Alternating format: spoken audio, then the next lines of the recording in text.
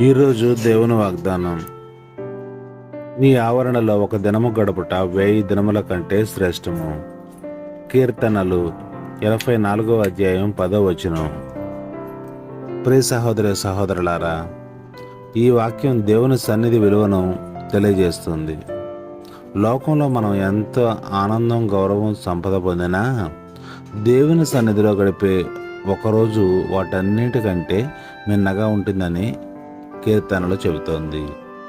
కీర్తనకర్త చెబుతున్నది ఏమిటంటే, ప్రియులారా, దేవుని మందిరంలో ద్వారపాలకుడిగా ఉండటం కూడా దుష్టుల గుడారాల్లో ఉండే సుఖాల కన్నా శ్రేష్టమైనది అని.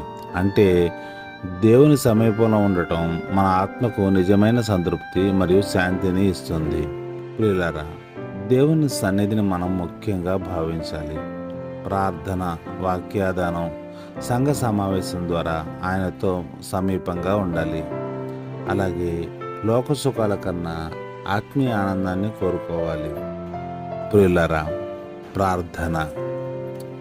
పరలోకమున్నందు మా తండ్రి, ప్రభువా, నీ సన్నిధిలో గడిపే సమయాన్ని మేము విలువైనదిగా భావించినట్లు మా హృదయాలను మార్చుము.